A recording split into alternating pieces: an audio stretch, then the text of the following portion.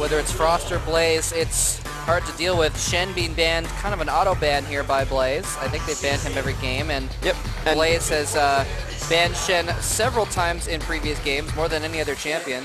We see Urgot getting banned by Team OP, but only when MiG Blaze is actually on the purple side. That's because a lot of strategies can only really be opened from one side versus the other. Good point. So they want to make sure Blaze does not have a very specific strategy for Urgot, even though he's a strong champion in a lot of different ways. And Blaze, once again, getting rid of Kassadin. He didn't pose too much of a problem to them in game 1, but that's because they threw a very interesting lane change against him. So they might not be able to pull that off a second time, and they realized that maybe it's a little bit better just to get rid of him early on. We did see OP do extremely well with another assassin-type champion like Kassadin. And Ahri is very similar in the way that, you know, she likes to jump to you and do her full combo on you in order to get the full effect. So are they going to see maybe OP pick up Ahri again? We're going to find out. Mundo also being banned, as well as Lee Sin and Udyr, so most of the strongest junglers are out this game. OP picks up Janna first. Yep, and that's most likely going to encourage OP to grab Corki. It's a combination that they've been using a lot this tournament. Paragon and Ashart extremely strong with both of those. And then Janna, of course, helps to mitigate the power of Kennen if OP is not able to pick him up early on. Indeed, who is Blaze going to pick next? Oh, Captain Jack's going to get Graves again. Nope, wait, maybe they're going to...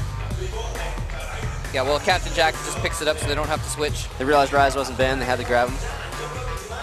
He grabbed him first last game as well. He didn't quite do everything he needed to in the last game, though. OP just showing that they were really, really strong in those team fights and able to force them to happen they had such good initiates. Yep, and there's Corki and Nocturne once again. Nolja doing such a good job knowing exactly when to come in with the rest of his team, able to pick up those early kills that then just started snowballing towards the rest of the game. Vladimir and Soraka being picked up by Blaze. That's going to be really good with Corki's ability to shred the armor of whoever he's shooting at. Soraka is able to add a little bit of armor to Captain Jack's Graves, and then with Graves just staying in combat a little bit longer because he's getting healed and getting a little bit more armor, his passive ability is going to allow him to stay there a little bit as well. Yeah, maybe also feeling like, okay, well, last game Lulu wasn't able to protect our champions quite as well as we wanted to, so now Soraka can cast Wish from anywhere on the map and make sure that those ganks don't actually happen. It looks like OP might pick up Ahri again. And what? If they actually do this, this would be awesome.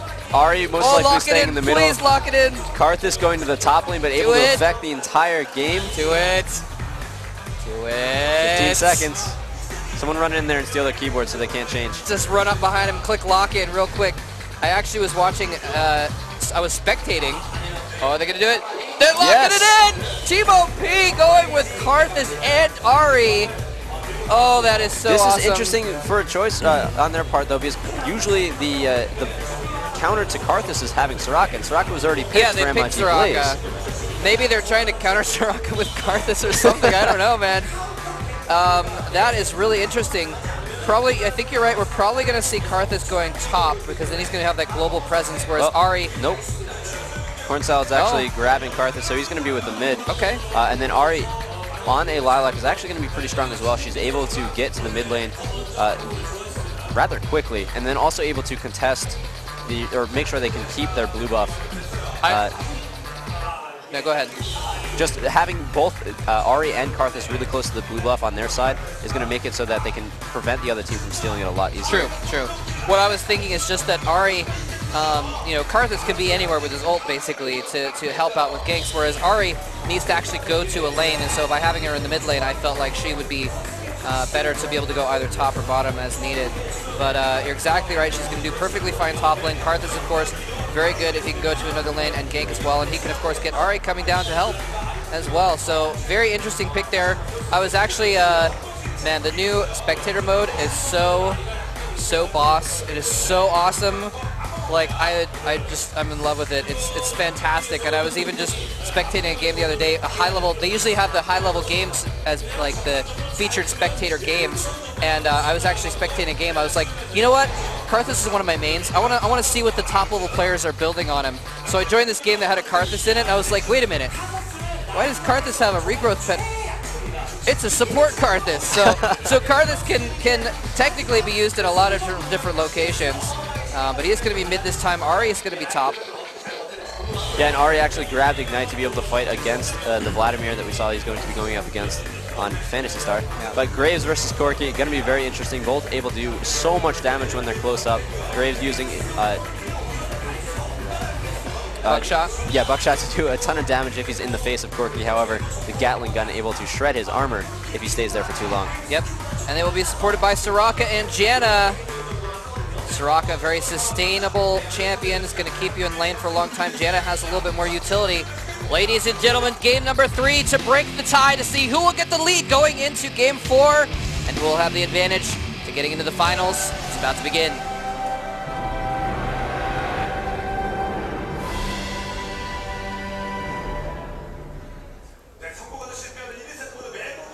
All right, here we go, ladies and gentlemen. Nope. Well, hold on a second.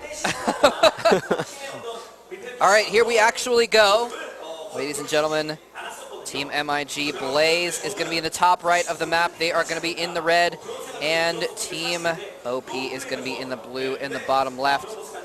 They're having a little bit of a technical difficulty. It looks like we had to switch over to the lower quality feed for the moment, but we're going to get back to the higher quality for you very soon. By the time the action starts, you'll be able to see it in crystal clear detail. Yeah. But we get some more ominous music coming out of the screen that we have right now. Yes, indeed. Oh, look at this. Team OP running Captain Jack out of the river. Captain Jack says it's okay. My feet were getting wet anyways. Yeah, and Team OP actually recognizes that Vladimir is at their own blue buff.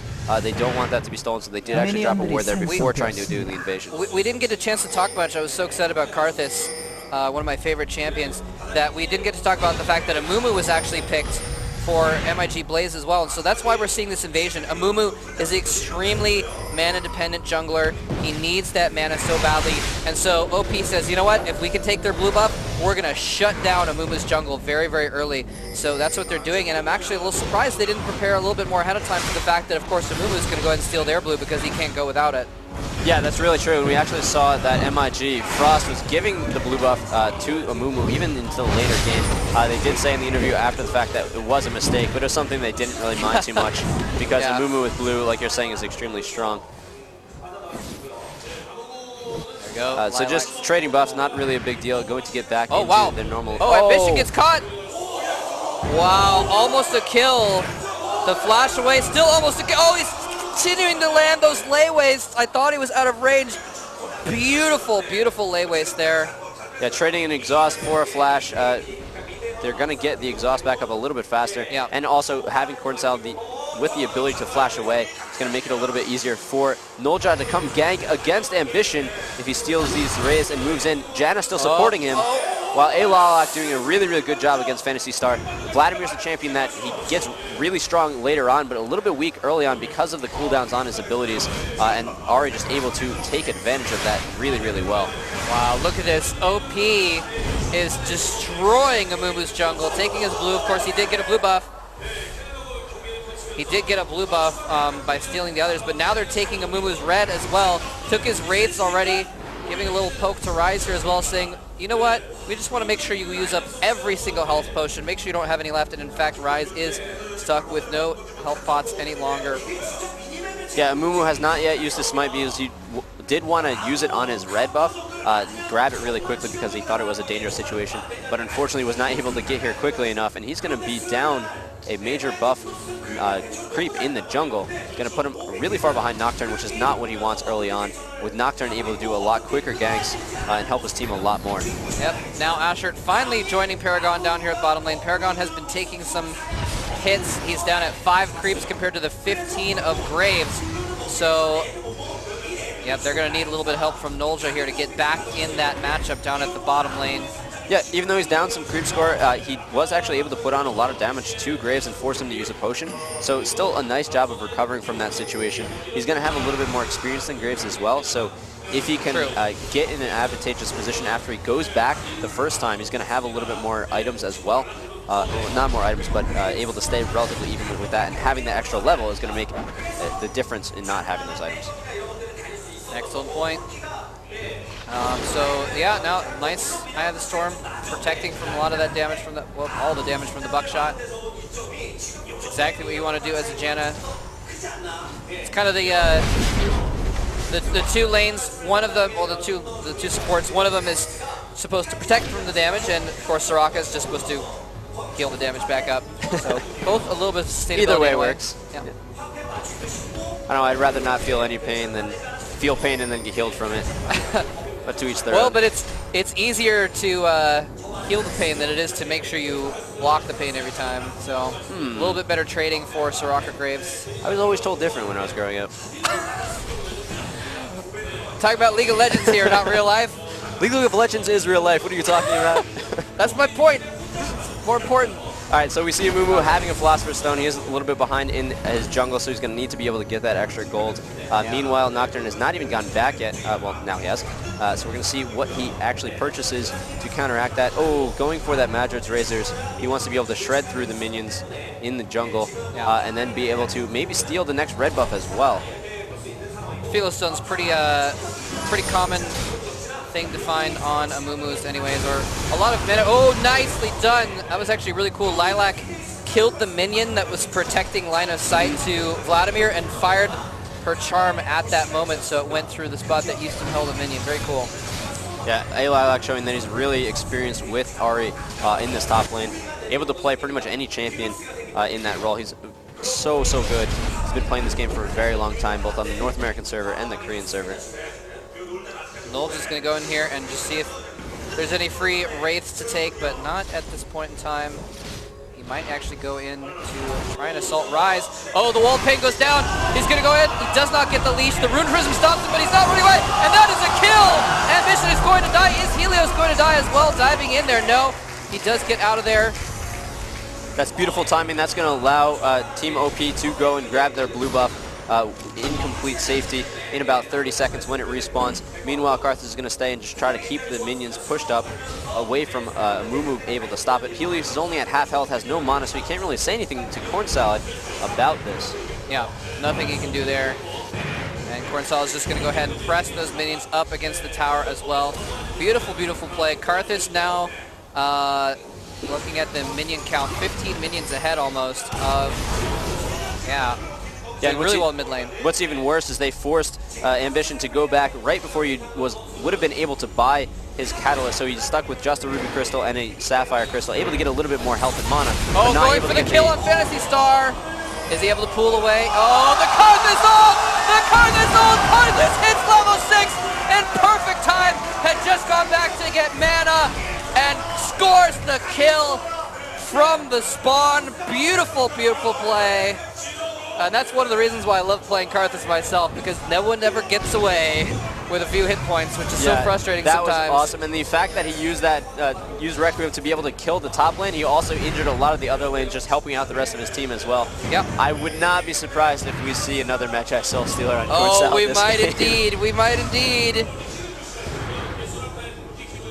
Ambition able to go respawn, grab his blue buff, but like I was saying before, he's not able to get the Catalyst quite yet, so he's not going to have the sustainability that Karthus is going to have in lane as they level up and regenerate some of their health and mana. Yep. Oh, they're going in for the red buff here, and this is really cool. Lilac is going to come down here and help out, and oh, Helios, no, he sees it going on. He's going to try and run in here and smite it, but he gets charmed. He didn't know there was two there. The double ult, no, he's going to flash away. He did actually pull off the smite. I don't know how that worked when the... Oh, he did? Yeah. Beautiful timing. He